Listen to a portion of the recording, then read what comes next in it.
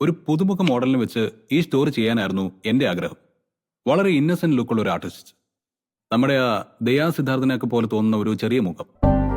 ദയവില്ലിംഗ് ആണെങ്കിൽ വേണമെങ്കിൽ നമുക്ക് ആ കുട്ടി വെച്ച് തന്നെ ശ്രമിക്കായിരുന്നു. ദയോ, ആ കുട്ടിയൊന്നും ശരിയാവില്ല ചേട്ടായി. മാത്രമല്ല അതിന് മോഡലിംഗിലൊന്നും വലിയ താല്പര്യമില്ല. വേണമെന്നില്ല, ഞാനൊരു ഉദാഹരണം പറഞ്ഞതേ ഉള്ളൂ. സമീർ തന്നെ വേണോന്ന് അവര് വാശി പിടിച്ച കോംപ്രമൈസ് ചെയ്യാനാണോ ചേട്ടായുടെ തീരുമാനം? ഫ്രഷ് ഫേസിന്റെ കാര്യം അവർ ഓക്കെ ആവണമെങ്കിൽ സന്തോഷം. ഇല്ലെങ്കിൽ വരട്ടെ, നോക്കാം. മൂർത്തി എന്തു പറയുന്നു നോക്കട്ടെ ആദ്യം.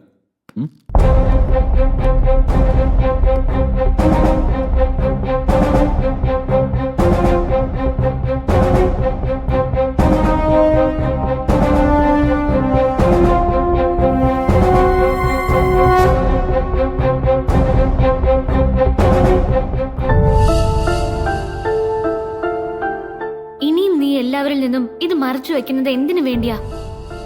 അറിയട്ടെ, എല്ലാം എല്ലാവരും അറിയട്ടെ. നിനക്കിനി ആരോടും ഒന്നും വിളിക്കാനില്ല.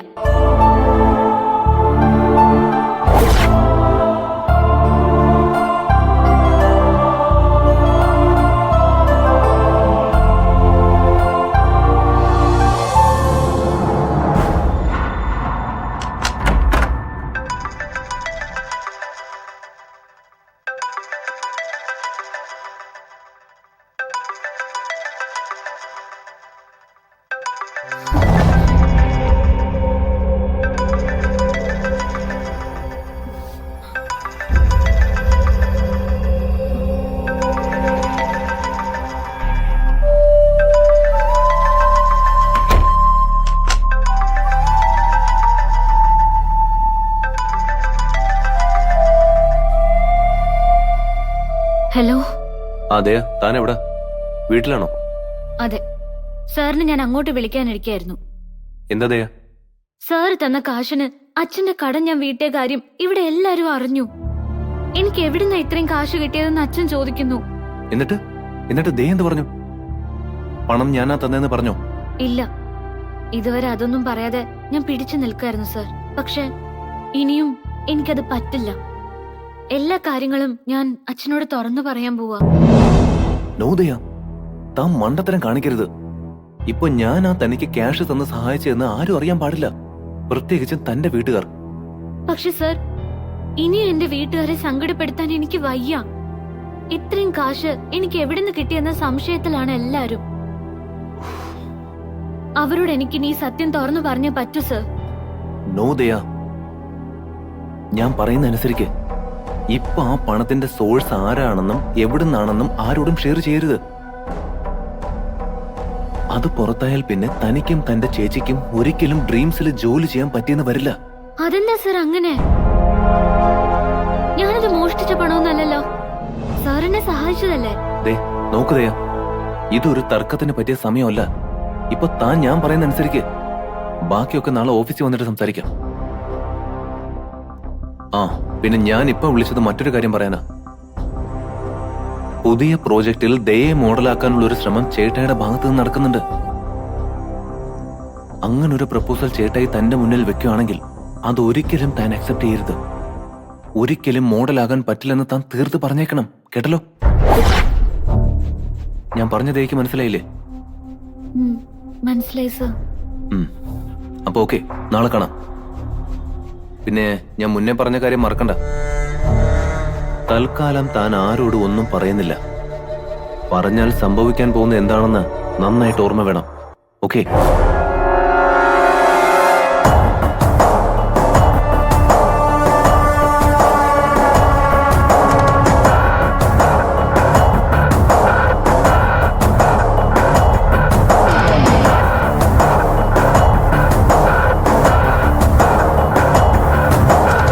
ഇല്ല നവീൻ, നീ പേടിക്കുന്നത് വെറുതെയാ. JNCയെ പോലൊരു ഏജൻസിയുടെ മുന്നിൽ ദയ പോലൊരു പൊട്ടി പെണ്ണിനെ വെച്ച് പവൻ മാധവ ഒരിക്കലും ഒരു പരീക്ഷണത്തിന് മുതിരില്ല. അഥവാ അതിന് ശ്രമിച്ചാലും അവരത് ആക്സെപ്റ്റ് ചെയ്യില്ല. സമീറയുടെ സ്റ്റാർ വാല്യൂനും മാർക്കറ്റ് വാല്യൂനും മുന്നിൽ നിന്റെ ദയാ സിദ്ധാർത്ഥന്റെ സ്ഥാനം 0 താഴെയാ. Okay, I agreed. പക്ഷെ ഏഞ്ചൽ, ചേട്ടയുടെ നീക്കങ്ങൾ ഒരിക്കലും നമ്മൾ പ്രതീക്ഷിക്കുന്ന പോലെ ആയിരിക്കില്ല. അതിന്റെ ഒടുവിലത്തെ ഉദാഹരണമാണ് JNCയിൽ നിന്ന് നേടിയെടുത്ത ഈ ഡീൽ. അത് നേടിയെടുക്കാൻ പഠിച്ച പണി മുഴുവനും നീ നോക്കിയില്ലേ? എന്നിട്ടും എത്ര സമർത്ഥമായിട്ടാ ചേട്ടായി നിന്നെ ഓവർടേക്ക് ചെയ്തത്. അതാ ഞാൻ പറഞ്ഞത് പവൻ മാധവന്റെ നീക്കം ഒരിക്കലും പ്രഡിക്റ്റബിൾ അല്ലാന്ന്. മോനെ നവീനെ, നീ ഇങ്ങനെ അങ്ങോട്ട് നിന്റെ ചേട്ടായിയെ സൂപ്പർ ഹീറോ ആക്കല്ലേ. ശരിയാ, ആ ഗെയിമിൽ ഏഞ്ചൽ തന്നെയാ loser.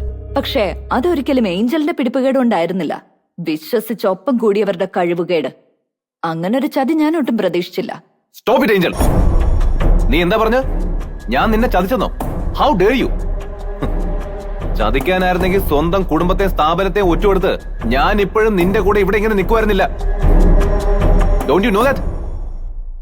Hey cool man, cool. I am sorry. Sorry Naveen, കഴിഞ്ഞ കാര്യങ്ങളുടെ പോസ്റ്റ്മോർട്ടം കൊണ്ട് നമുക്ക് രണ്ടുപേർക്കും ഗുണമില്ല. What next? അതിനെക്കുറിച്ച് ആലോചിക്കേ. ഒരു കണക്കിന് നോക്കിയാൽ കഥയിലേക്കുള്ള സമീറയുടെ കടന്നുവരവ് നമുക്ക് ഗുണം ചെയ്യും. ഒരു ഇഞ്ച് പോലും പിഴയ്ക്കാതെ കരുതലോടെ കരുക്കൾ നീക്കണമെന്ന് മാത്രം. നീ എന്താ ഉദ്ദേശിക്കുന്നത്? Make it clear. മറന്നുവെച്ച വീഞ്ഞും പകുതിയിൽ ഉപേക്ഷിക്കേണ്ടി വന്ന പ്രണയവും ഒരുപോലെ മോനെ. നഷ്ടബോധത്തോടെ അല്ലാതെ ആർക്കും അതിനെക്കുറിച്ച് ഓർക്കാനാവില്ല. അതുകൊണ്ട് തന്നെ സമീറയുടെ ഈ എൻട്രി പവൻ മാധവന് പണ്ടെങ്ങോ പകുതിയിൽ ഉപേക്ഷിക്കേണ്ടി വന്ന പ്രണയത്തിന്റെ ലഹരി നിറയ്ക്കും. ഏഞ്ചൽ, നീ മനുഷ്യന് മനസ്സിലാവുന്ന ഭാഷയിൽ പറ. ഓ, റൊമാൻസിന്റെ ഭാഷ നിനക്ക് തീരെ വശമില്ലല്ലോ. സോറി, ഞാനത് ഓർത്തില്ല. ശരി, സമീർ നിന്റെ ചേട്ടായിയുടെ എക്സ് ലവർ എന്ന കാര്യം അറിയാലോ. So what? അതൊക്കെ പണ്ടേ ബ്രേക്കപ്പ് ആയതല്ലേ. മറ്റുള്ളവരുടെ കണ്ണിൽ നമ്മുടെ ഇതും ബ്രേക്കപ്പ് റിലേഷനാ എന്ന് വെച്ച് നമ്മൾ തമ്മിൽ ഒന്നുമില്ലെന്ന് തീർത്ത് പറയാൻ പറ്റുമോ? നീ പറഞ്ഞതുപോലെ അവരുടെ ഇത് പാളിപ്പോയ ഒരു പ്രേമബന്ധമായിരുന്നെങ്കിൽ സമീറയും പവനും എപ്പോഴേ ഈ കോൺട്രാക്റ്റിൽ നിന്ന് സ്വയം പിന്മാറിയനെ. അതിനി ലക്ഷങ്ങൾ ലാഭം തരുന്നതാണെങ്കിൽ കൂടി. ചേട്ടായി ഇപ്പോഴും അതേക്കുറിച്ച് തന്നെ ആലോചിക്കുന്നത്. സമീറയെ എങ്ങനെയെങ്കിലും ഈ പ്രോജക്റ്റിൽ നിന്ന് ഒഴിവാക്കാൻ ദയയെ പോലൊരു ഫ്രഷ് ഫേസിനെയാണ് ചേട്ടായി പ്രിഫർ ചെയ്യുന്നത്. അതാ എന്റെ ടെൻഷനും. ദയ ചേട്ടായിയുമായി കൂടുതൽ അടുക്കാനുള്ള സാഹചര്യം ഉണ്ടായാൽ അത് നമുക്ക് അപകടമാണ്. എന്താ അപകടം? നിന്റെ കയ്യിൽ നിന്നും നിന്റെ ചേട്ടായി അവളെ തട്ടിയെടുക്കുന്ന പേടി തോന്നുന്നുണ്ടോ നിനക്ക്? നീ ചുമ്മാ ചൊറിയാൻ നിൽക്കില്ല ഏഞ്ചൽ. ഞാൻ ഇറങ്ങുക.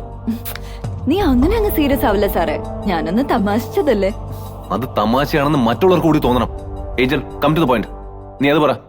ഓക്കെ, ഞാൻ മനസ്സിലാക്കിയെടുത്തോളം സമീറെ പ്രോജക്റ്റിൽ നിന്ന് ഒഴിവാക്കാൻ ഏജൻസി ഒരിക്കലും തയ്യാറാവില്ല. നീ പറഞ്ഞതുപോലെ ഒരു പുതുമുഖത്തെ വെച്ച് ആഡ് ഷൂട്ട് ചെയ്യാൻ അവര് സമ്മതിക്കേയില്ല.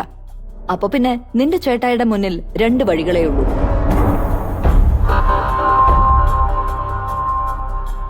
ഒന്നുകിൽ ഏജൻസിയുടെ നിർദ്ദേശം അനുസരിക്കുക, അല്ലെങ്കിൽ പ്രോജക്റ്റിൽ നിന്ന് സ്വയം പിന്മാറുക. What you think? ഇതിലേത് വഴിയാവും പവൻ മാധവ് സ്വീകരിക്കാൻ പോകുന്നെന്നാ നിനക്ക് തോന്നുന്നത്? സമീർ തന്നെ വേണോന്ന് അവര് വാശി പിടിക്കുകയാണെങ്കിൽ ചിലപ്പോ ചേട്ടായി ആ ഡീല് വിഡ്രോ ചെയ്തേക്കും. നോ വേ മാൻ. അവിടെയാണ് നിനക്ക് നിന്റെ ചേട്ടായിയെ മനസ്സിലാക്കാൻ പറ്റാതെ പോകുന്നത്. എനിക്ക് അയാളെ നന്നായി വിലയിരുത്താൻ കഴിയുന്നതും. സമീറയുമായി കോംപ്രമൈസിലെത്തിയാലും അയാൾ ഈ ഡീലിന് പിന്മാറില്ല. കാരണം അങ്ങനെ സംഭവിച്ചാൽ നറുക്ക് എനിക്കാവും വീഴാൻ പോകുന്നെന്ന് നിന്റെ ചേട്ടായിക്ക് നന്നായിട്ട് അറിയാം. അങ്ങനൊരു തോൽവി ഒരിക്കലും പവനും ആ കമ്പനിയും ആഗ്രഹിക്കുന്നുണ്ടാവില്ല. മറ്റാരോട് തോറ്റാലും ഏഞ്ചലിനോട് തോറ്റുകൊടുക്കാൻ നിന്റെ ചേട്ടായിയുടെ മനസ്സ് അനുവദിക്കില്ല മോനെ. അതുകൊണ്ട് തന്നെ പൂർവ്വ കാമുകിയുമായി അയാൾ ഒരു ഒത്തുതീർപ്പിൽ എത്തുക തന്നെ ചെയ്യും. പക്ഷെ പാവം പവൻ മാധവന് തെറ്റിപ്പോയി മോനെ. സമീറയുമായി അയാൾ ഡീൽ ഉറപ്പിക്കുന്ന നിമിഷത്തിന് വേണ്ടി വെയിറ്റ് ചെയ്യാൻ ഞാൻ. ഏഞ്ചലിന് അതൊരു സുവർണ അവസരമാ. യെസ്, എതിരാളിയുടെ ഗോൾ വല കുലുക്കാൻ ദൈവം വെച്ച് നീട്ടുന്ന ഒരു ഗോൾഡൻ ചാൻസ്. നീ കണ്ടോ മോനെ, ഏഞ്ചൽ മറിയ കളം നിറഞ്ഞ് കളിക്കാൻ തന്നെ ഇറങ്ങുക. എന്താ നിന്റെ പ്ലാൻ? ആദ്യ റൗണ്ട് ജയിച്ചത് അയാളല്ലേ. ഈ റൗണ്ടിൽ ഫസ്റ്റ് കിക്ക് അയാൾ എടുക്കട്ടെ, എന്നിട്ട് പറയാം എന്റെ നീക്കം എങ്ങനെയാന്ന്. You just wait and see dear.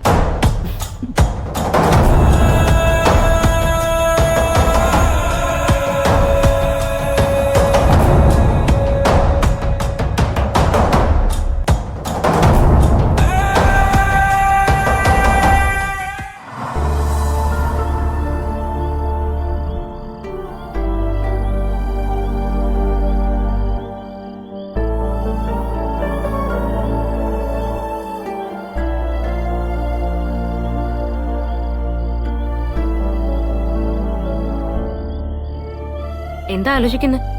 ഞങ്ങളോട് ഇനിയും എന്ത് കള്ളം പറയണമെന്നാണോ? എല്ലാവരുടെ മുന്നിലും മിണ്ടാപ്പൂച്ച കളിച്ച് നടന്നിട്ട് കയ്യിലിരിപ്പിതായിരുന്നല്ലേ?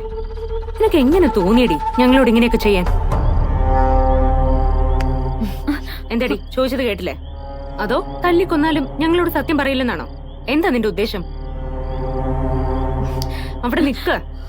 എത്ര നാൾ നീ ഞങ്ങളിൽ നിന്ന് ഒഴിവായി നടക്കും? എന്തായാലും ആ കാശ് നിനക്ക് എവിടെ നിന്ന് കിട്ടിയെന്ന് ഞങ്ങൾക്ക് അറിഞ്ഞേ മതിയാവൂ. ഇത്രയൊക്കെ കേട്ടിട്ട് ഒരു കൂസലില്ലാതെ നിൽക്കുന്ന കണ്ടില്ലേ? പെണ്ണെ, മര്യാദയ്ക്ക് സത്യം പറഞ്ഞോ, എവിടെന്നാ നിനക്ക് ആ 10 ലക്ഷം രൂപ? ചേച്ചി, കാശ് എവിടുന്നായാലും നിങ്ങൾ ആരും പേടിക്കണ്ട. ഞാനത് ആരുടെ കയ്യിൽ നിന്നും മോഷ്ടിച്ചതോ പിടിച്ചു പറിച്ചതോ ഒന്നും അല്ല. അത് നേരായ മാർഗത്തിൽ എനിക്ക് കിട്ടിയ കാശ് തന്നെയാ. എന്ത് നേരായ മാർഗം? നിനക്കെന്താ ലോട്ടറി അടിച്ചോ? അതോ ഏതെങ്കിലും നറുക്കെടുപ്പിൽ വിജയിച്ചോ?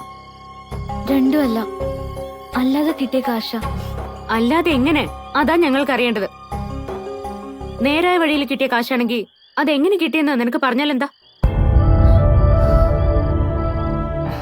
ദയാ, നീ ഞങ്ങളുടെ ക്ഷമയെ പരീക്ഷിക്കല്ലേ? ഇതറിഞ്ഞപ്പോ മുതൽ അമ്മ താഴെ കൺട്രോൾ വിട്ടിരിക്കുക. അമ്മ വെറുതെ ഭ്രാന്ത് പിടിപ്പിക്കാൻ നിക്കല്ലേ. മര്യാദയ്ക്ക് പറഞ്ഞോ, എവിടെന്നാ നിനക്കാ കാശ്? സലോമിയോ അവളുടെ ബ്രദറിനെ കൊണ്ടോ നീ എവിടെന്നെങ്കിലും പലിശക്ക് എടുപ്പിച്ചാണോ? അല്ല, ഞാൻ അങ്ങനൊന്നും ചെയ്തിട്ടില്ല. പിന്നെ എങ്ങനെ? ആരാ നിനക്ക് തന്നത്? പറഞ്ഞോ മര്യാദയ്ക്ക്. ചേച്ചി ഒന്ന് മതിയാക്ക്. എനിക്ക് കാശ് എങ്ങനെ കിട്ടിയതാണെന്ന് ഞാൻ പറയാം. പക്ഷെ അത് ഇപ്പൊ പറയാൻ പറ്റില്ല. എന്നെ ഒരാള് സഹായിച്ചതാണെന്ന് മാത്രം ഇപ്പൊ അറിഞ്ഞാ മതി. ഏതായാലും എല്ലാരും ഇതുവരെ ക്ഷമിച്ചില്ലേ? ഈ ഒരു രാത്രി കൂടി എല്ലാരും എനിക്ക് അല്പ സമയം തരൂ. അത് കഴിഞ്ഞ് ഞാൻ എല്ലാം എല്ലാരോടും പറയാം. അതുവരെ ആരും എന്നെ നിർബന്ധിക്കരുത്, പ്ലീസ്.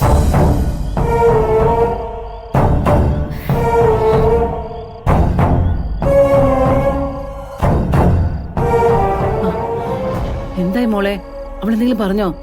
എത്ര നിർബന്ധിച്ചിട്ടും അവളൊന്നും വിട്ടു പറയാൻ കൂട്ടാക്കുന്നില്ല അമ്മ. അവളെ ഒരാള് സഹായിച്ചതാ അത്ര. പക്ഷെ അത് ആരാണെന്ന് മാത്രം പറയുന്നില്ല.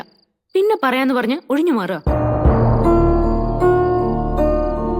നിങ്ങളത് കേട്ടിട്ട് മിണ്ടായിരിക്ക. എന്തെങ്കിലും ഒന്ന് പറയേ. ഞാൻ എന്ത് പറയാനല്ലേ? അവൾക്ക് തോന്നുമ്പോ പറയട്ടെ. ഇതങ്ങനെ നിസ്സാരമൊക്കെ കാണല്ലേ അച്ഛാ? 1-2 രൂപയല്ല, 10 ലക്ഷം രൂപയാ. ഇത്രയും വലിയൊരു എമൗണ്ട് അവൾക്ക് ആര് നൽകി സഹായിക്കാനാ? ഇതിൽ എന്തോ ഒരു ഫൗൾ പ്ലേ നടന്നിട്ടുണ്ടെന്ന് ഉറപ്പാ. അല്ലെങ്കിൽ അവക്കത് നമ്മളോട് തുറന്നു പറഞ്ഞാൽ എന്താ? എന്താ വേണ്ടെന്ന് എനിക്കറിയാം. ചോദിക്കേണ്ട രീതി ചോദിച്ചാൽ അവള് പറയിക്കും. ഞാൻ കാശ് എവിടെന്ന് എങ്ങനെ കിട്ടിയെന്ന് തത്ത പറയിക്കും പോലെ പറയുന്നത് ഞാൻ കാണിച്ചു തരാം. വേണ്ട, നിങ്ങളൊന്ന് ചുമ്മാ ഇരിക്കുക. അവളെ കൊണ്ട് പറയിപ്പിക്കാൻ പറ്റും ഞാൻ നോക്കാം. ഇനി ഇതിന്റെ പേരിൽ അവളോട് തല്ലുപിടിക്കണോ നിന്റെ പുറപ്പാട്? ഞാൻ പിന്നെ എന്ത് വേണോന്നോ നിങ്ങള്? ഇതെല്ലാം കണ്ടും കേട്ട് മിണ്ടാതെ പൊട്ടിയെ പോലെ ഇരിക്കണോ ഞാൻ? എന്നെ കൊണ്ടത് പറ്റില്ല.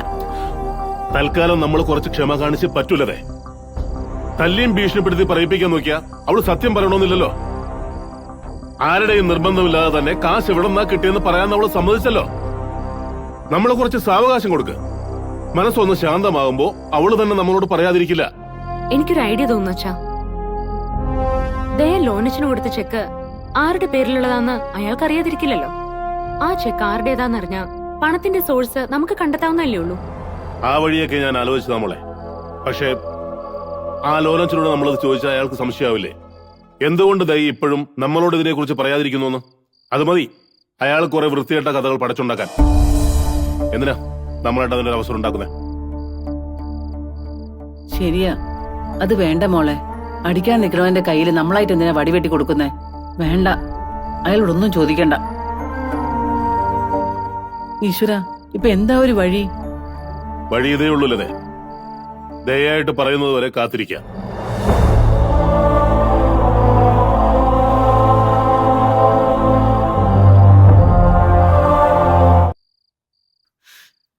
ഈശ്വര, ഈ വീട്ടിൽ ഒരിക്കലും മനസ്സമാനത്തോടെ ജീവിക്കാൻ പറ്റില്ലെന്നാണോ? ഇങ്ങനെ പോയാൽ ഞാൻ എവിടെയെങ്കിലും പോയി ചത്തു കളയുള്ളൂ. അമ്മ ഒന്ന് അടങ്ങ്. ഇനി അതിന്റെ കുറവും കൂടെ ഉള്ളൂ. അധികം നാണക്കേടുണ്ടാക്കാതെ ഇതിന് എങ്ങനെയെങ്കിലും തലയൂരാൻ നോക്ക്.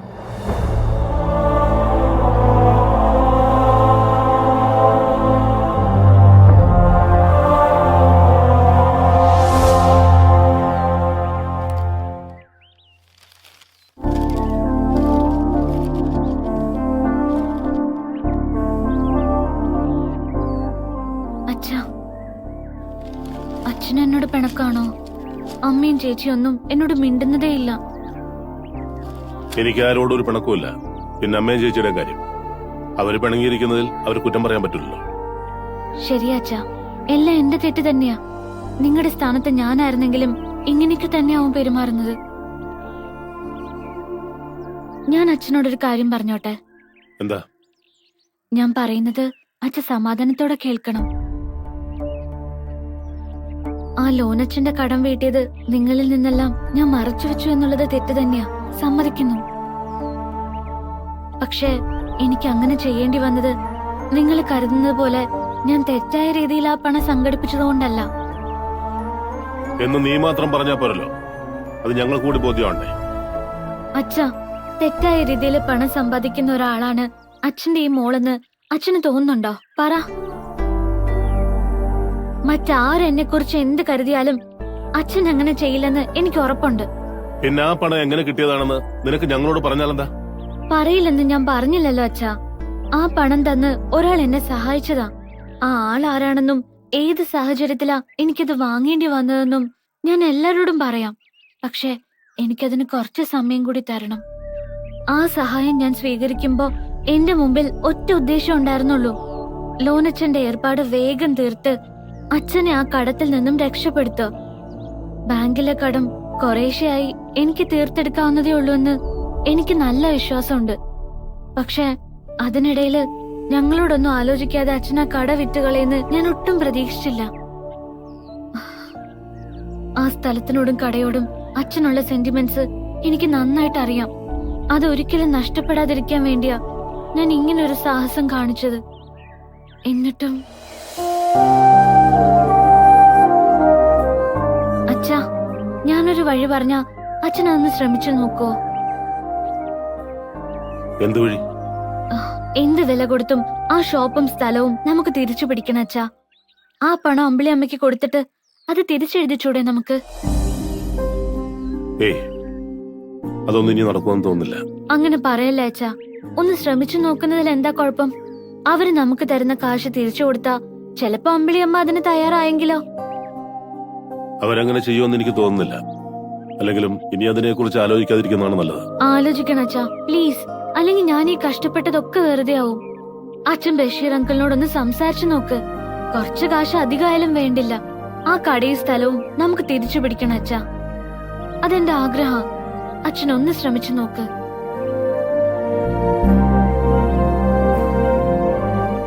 ഞാൻ റെഡി ആവട്ടെ, ഓഫീസിൽ പോകാൻ നേരായി.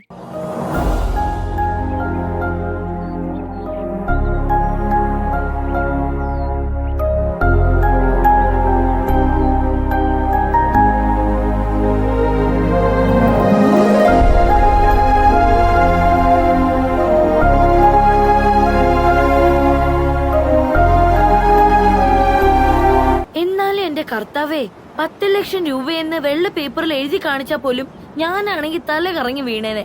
എന്നിട്ട് എന്റെ അത്രയ്ക്ക് ഗഡ്സ് പോലും ഇല്ലാത്ത നീ ഒറ്റയ്ക്ക് ഇതൊക്കെ എങ്ങനെ മാനേജ് ചെയ്തടി കൊച്ചേ? ഞാൻ പറഞ്ഞില്ലേ സലോമി, അപ്പോഴത്തെ സാഹചര്യം അങ്ങനെയായിരുന്നു. ആ ലോനച്ചന്റെ ശല്യം ഒഴിവാക്കാൻ നവീൻ സാർ തന്ന ആ ഓഫർ സ്വീകരിക്കല്ലാതെ മറ്റു വഴിയില്ലായിരുന്നു എനിക്ക്. അല്ല, എനിക്ക് മനസ്സിലാവാത്തത് ഈ നവീൻ സാർ കണ്ണും പൂട്ടി 10 ലക്ഷം രൂപ നിനക്ക് എന്തിനു തന്നു എന്നുള്ളതാ. അതിന്റെ പിന്നിൽ എന്തോ ഒരു കുട്ടൻസ് ഉണ്ടല്ലോ മോളെ. എന്ത് കുട്ടൻസ്? ഒന്നുമില്ല. ആ ലോനച്ചന്റെ ശല്യത്തിൽ നിന്ന് എന്നെ രക്ഷപ്പെടുത്തണമെന്ന് വിചാരിച്ചിട്ടുണ്ടാവും ആ പാവം.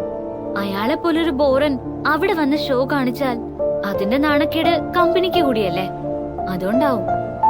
ഓ പിന്നെ, കമ്പനിയെ നാണക്കേടുന്ന് രക്ഷിക്കാൻ അവിടുത്തെ സ്റ്റാഫുകൾക്കെല്ലാം 10 ലക്ഷം രൂപ വെച്ച് കൊടുക്കാൻ പോവല്ലേ നിന്റെ നവീൻ സാറ്. ഇതിപ്പോ കാശ് മാത്രല്ലല്ലോ, 10 ലക്ഷം രൂപയുടെ ചെക്കും പിന്നെ വില കൂടിയ ഒരു ഡയമണ്ട് റിംഗും. ഒരു കാര്യം ഉറപ്പാ മോളെ, നിന്റെ കൊച്ചു മുതലാളിക്ക് സൂക്കേട് തുടങ്ങിയിരിക്കുന്നു.